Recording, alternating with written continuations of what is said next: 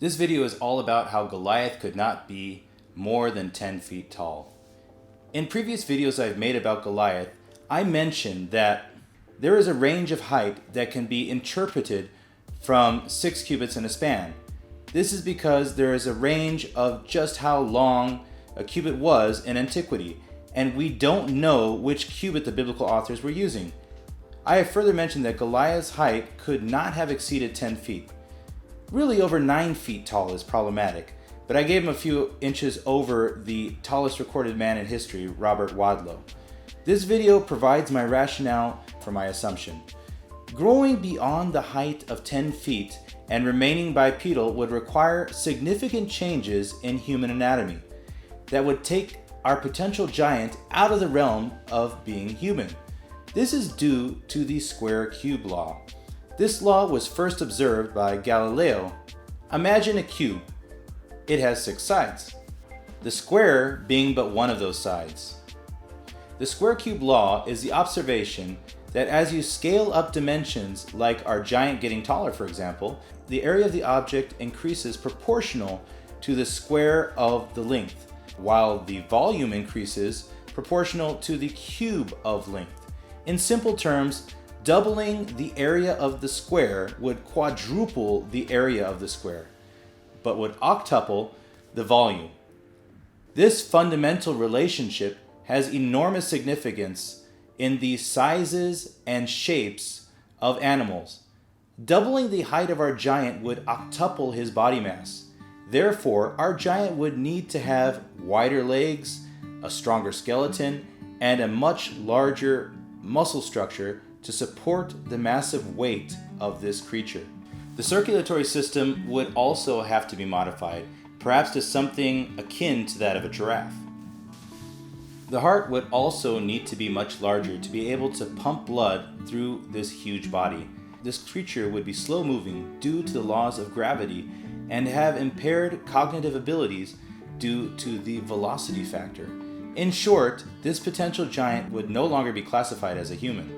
The scripture doesn't say that Goliath was anything other than human. The confirmed tallest man in recorded history was Robert Wadlow. At his death at age 22 in 1940, he stood at 8 feet 11 inches.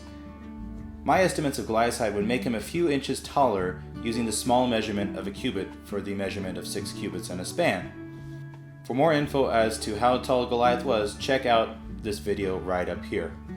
Medically speaking, people of such immense height usually have a wealth of health issues associated with their height and die at an early age.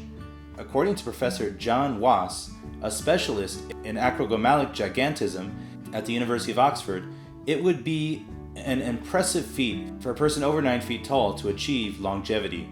Most people who suffer from acrogomalic gigantism die from heart complications due to the tremendous strain on their circulatory system. High blood pressure in the arteries caused by the sheer volume of blood in the legs could result in varicose ulcers. Before modern medicine, this would have been deadly. That being said, such a height does not mean that these giants were necessarily sickly. Some of these people were actually quite strong. For example, Edouard Beaupré, who stood at 8 feet 3 inches tall, was known to have bent iron bars and lifted a horse onto his shoulders. In Jewish tradition, Goliath is referred to as being the perfect human specimen. The scriptures don't give us the age of Goliath at the time of his famed engagement with David, but in Saul's speech to David, he alludes to the fact that Goliath had been trained in the ways of war from his youth. If Goliath indeed had attained a height similar to that of Wadlow's, it can be assumed that his growth would mirror that of Wadlow's. If you check Robert Wadlow's growth chart, we find that by the age of 5 years old, he was already wearing the clothes of a 17-year-old. By the time he was 9, Robert Wadlow was able to pick up his father and take him up the stairs. It is entirely feasible that Goliath could have obtained this height. Again, if his growth mirrored that of Wadlow's, I believe that the Philistines would take advantage of this asset and begin to train him as early as possible.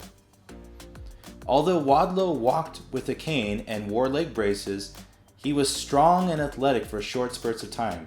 Goliath too had greaves a spear, and a shield bearer to assist him when he wasn't engaged in combat. There's even a theory that says that based off of Goliath's armor, it's possible that he could have even been a charioteer. As scripture doesn't mention that he was a charioteer, I will leave it at just that. Goliath was referred to as a champion, or the best of the Philistine warriors. One does not need to assume that the Masoretic text height of 6 cubits and a span is a mistake, as long as we're assuming the smaller measurement of a cubit, of course. Let me know in the comments what you think. If you appreciate this video, please consider smashing that like button. I have been taking note and following up on audience discussions. Check out my reaction video to your questions and comments on the topic of Goliath right over here, or check out this video about how heavy his armor was right over here. Thanks for watching and have a wonderful day.